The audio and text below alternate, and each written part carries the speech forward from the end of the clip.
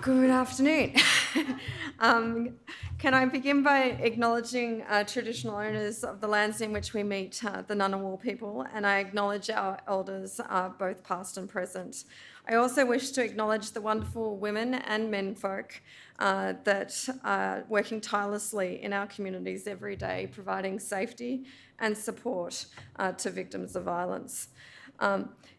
I also want to acknowledge that at the present time, it is a difficult time. We have had the Four Corners program last week, acknowledging the deaths in our community, and we've also had the loss of Cassius.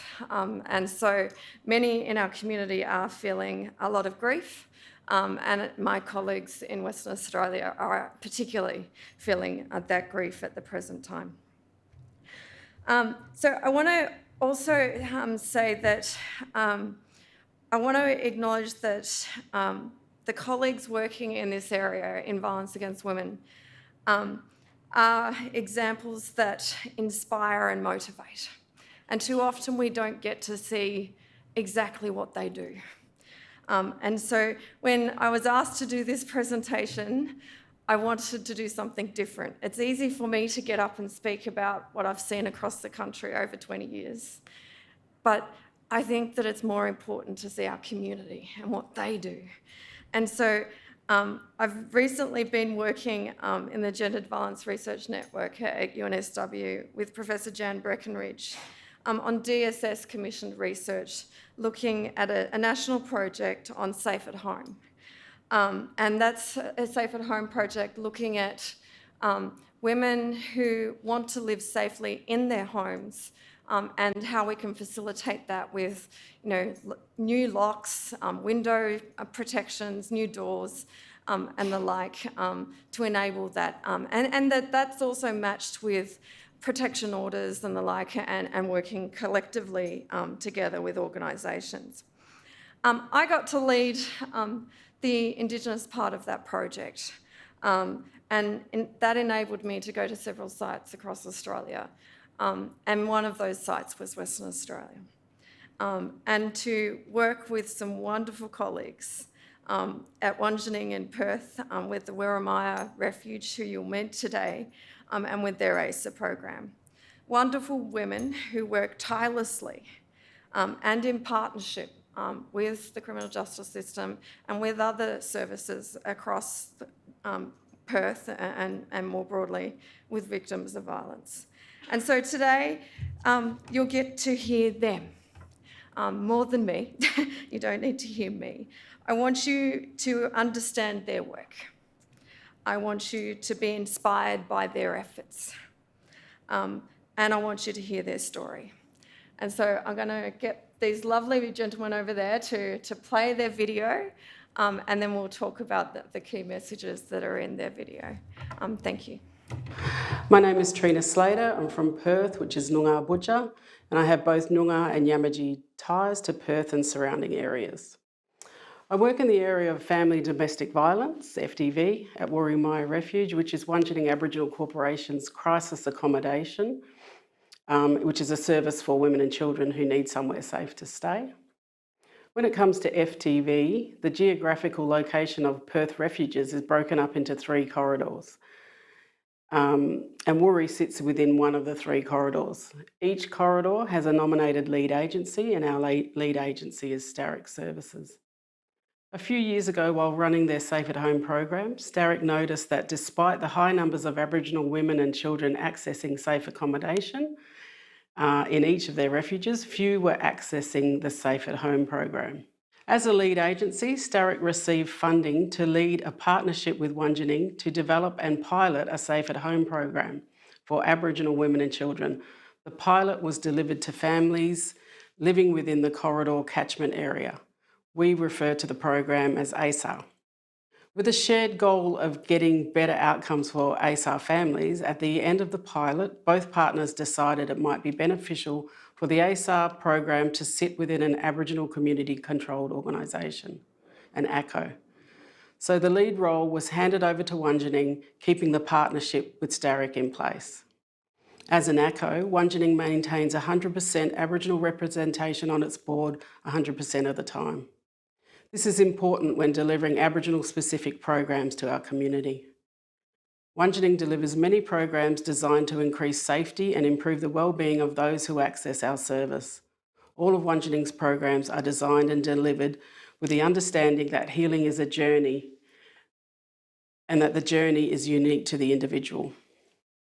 Working with women who've been in a relationship with an abusive person, someone who's violated their rights to live in safety, be it psychological, physical, and everything else in between, can present challenges. But when you add the fact that the woman is Aboriginal, you're automatically working with an additional or several additional layers of difficulty. Contemporary issues within the Aboriginal community can be looked at in many different ways, but there's no getting away from the fact that the trauma on Aboriginal people caused at the time of colonisation and thereafter has a direct link to some of today's issues. Colonisation, in essence, is a large-scale act of violence against a whole nation of people carried out over long periods of time. The repercussions of this on our families continue to play out also on a large scale. ASAR staff understand the contemporary issues of our community, and the work they do with their clients is never linear.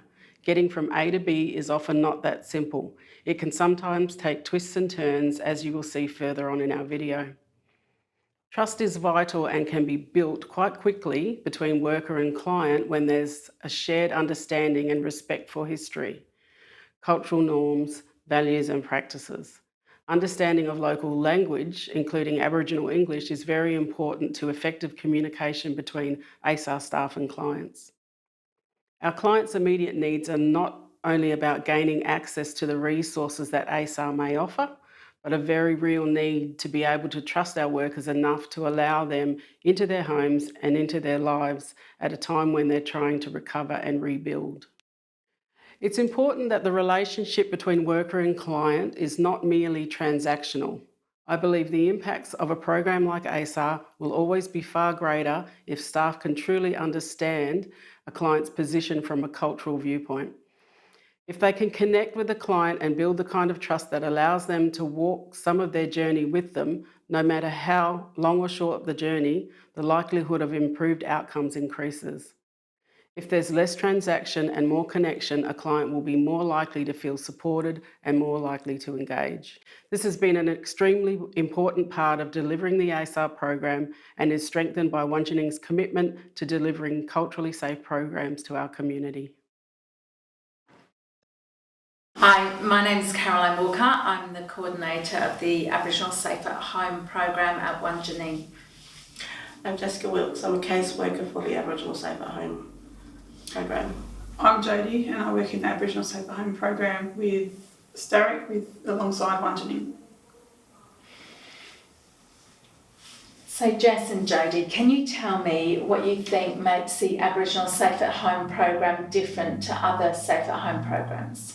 Some of the differences between Safe at Home programs and the Aboriginal Safe at Home program is the complexity of the clients and their needs, and they have to be looked at individually and go at the pace of the client, really.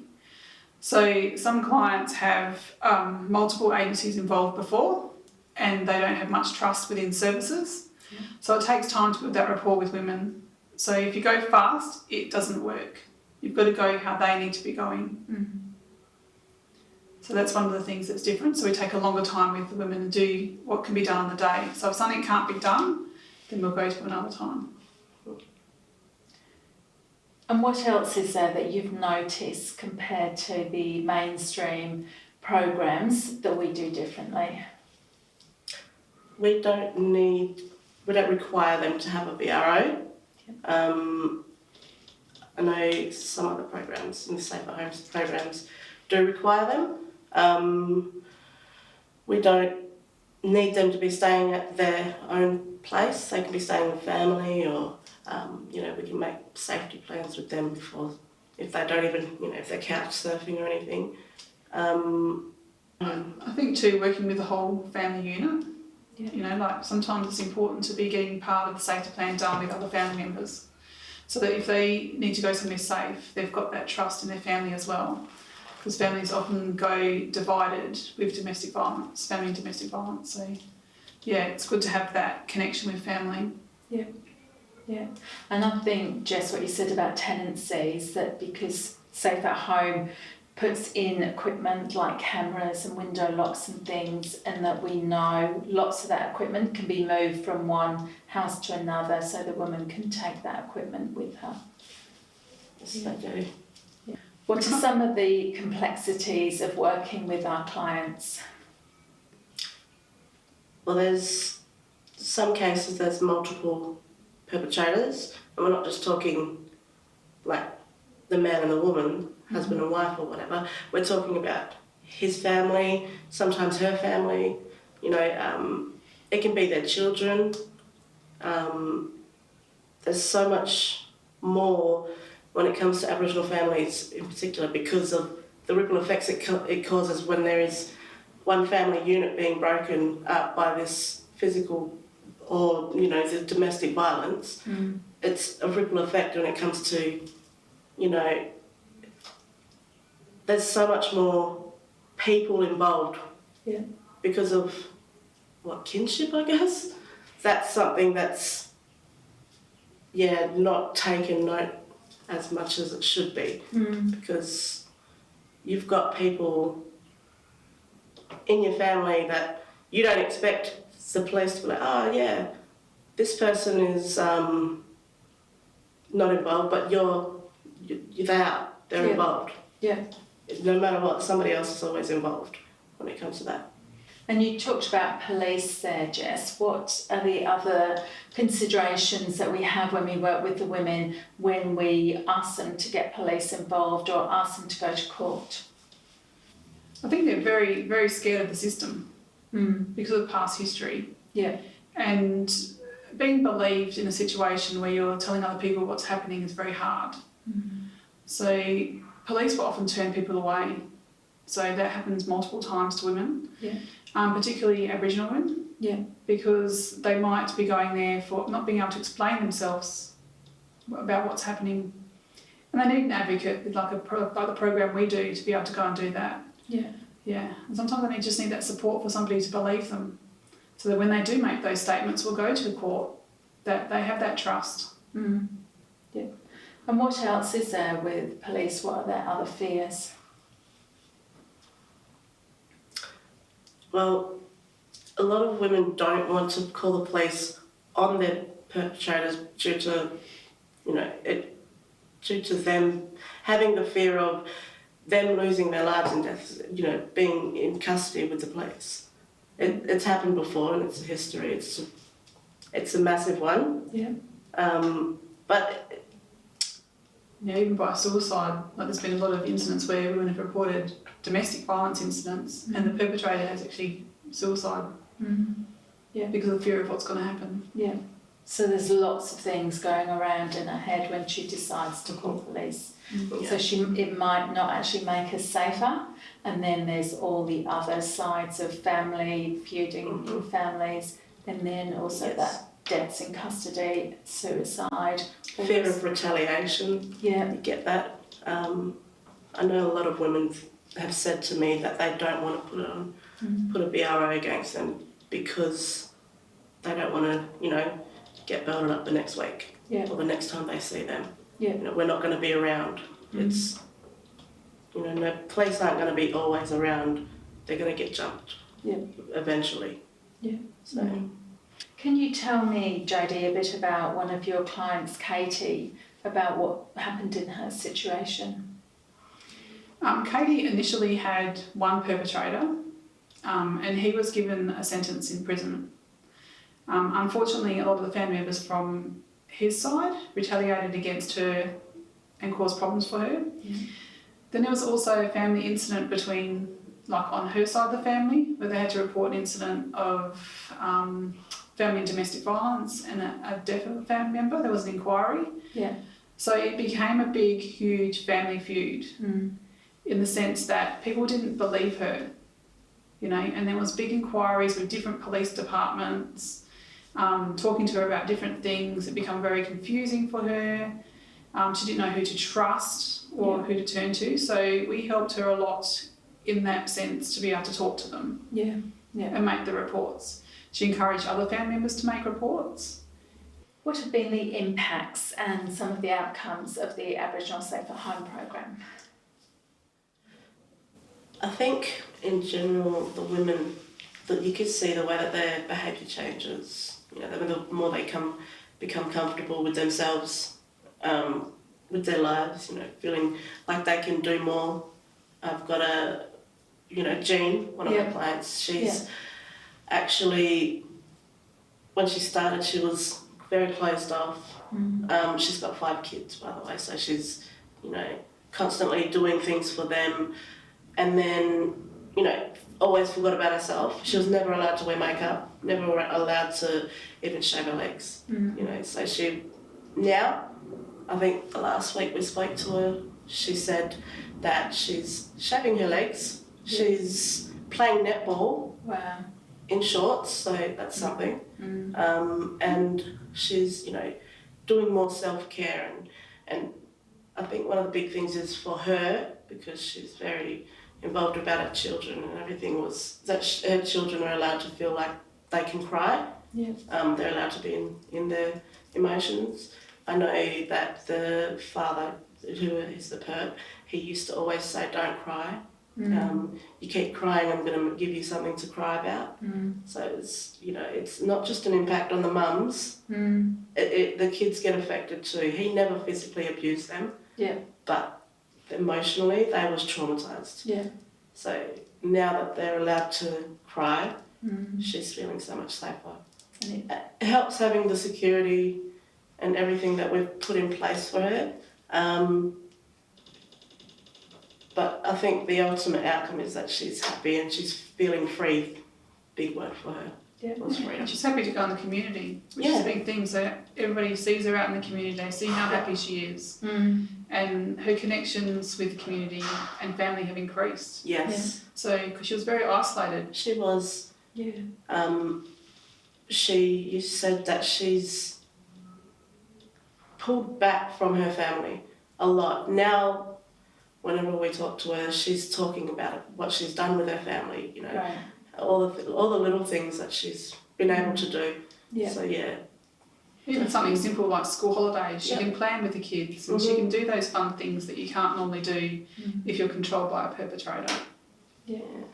And when when the intake came to Aboriginal Safe at Home, there were some other organisations that had tried to engage with her, but they weren't successful. What happened there? I think it's about building trust. Or sometimes women can get overwhelmed with the amount of services that are trying to help her. So I think the way that we helped her was we kept it focused on her, and she wasn't being told what to do from us. We asked her constantly what can we do to make you feel safer. That's one of the things I think.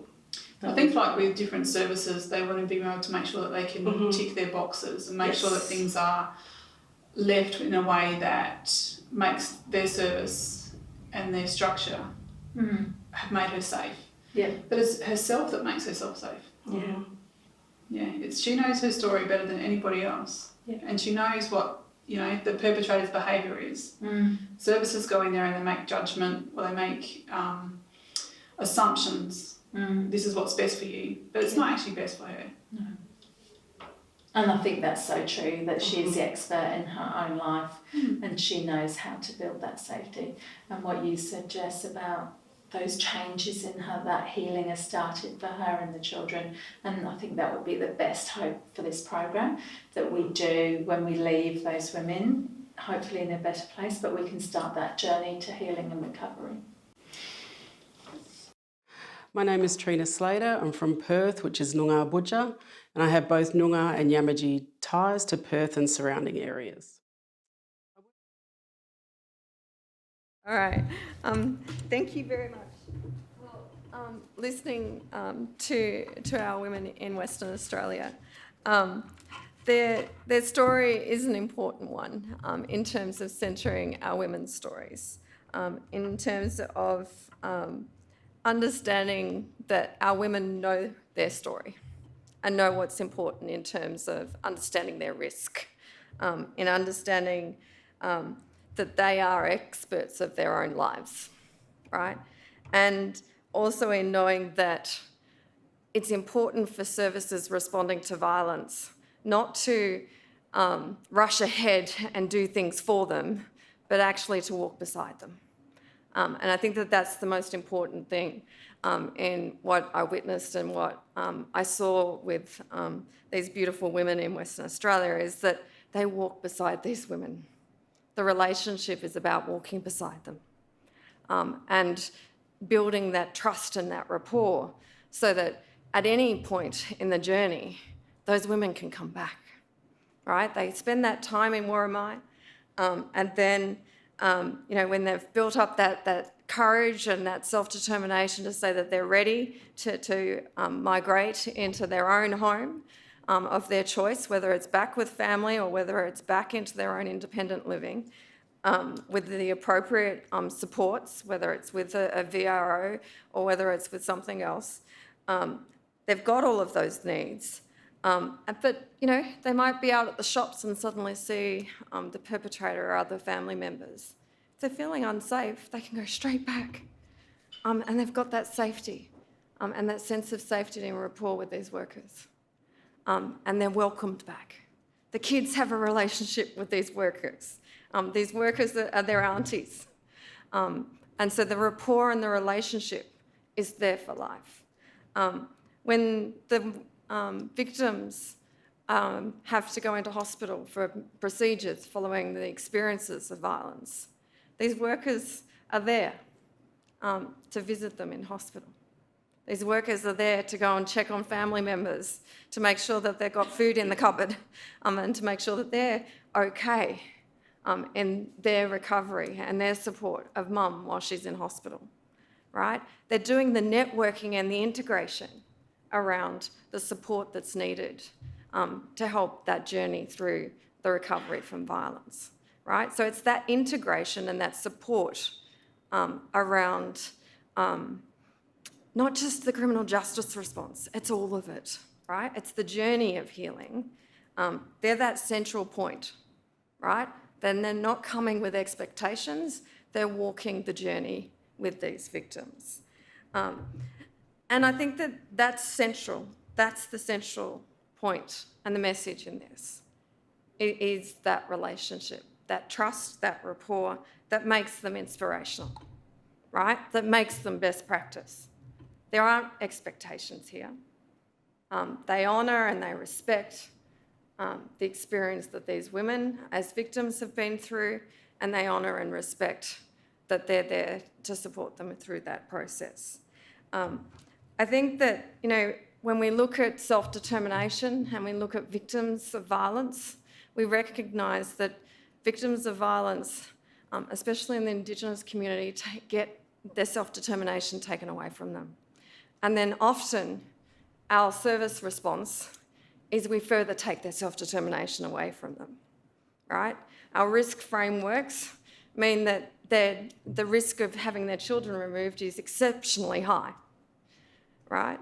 And we put conditions on them that if you don't go and do that order, protection order, then you're not acting protectively. And so again, the options of what you can and can't do as a mum in the recovery from violence is taken away from you, right? So your self-determination is limited by the conditions that services are putting on you. But when you've got a service like this one, they're not putting conditions on you. They're working with you. They're walking beside you, right? So I put them there because you need to hear them. You need to be thinking about, how do we model this?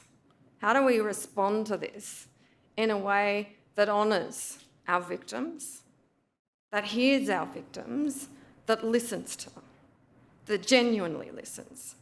Because too often we don't listen.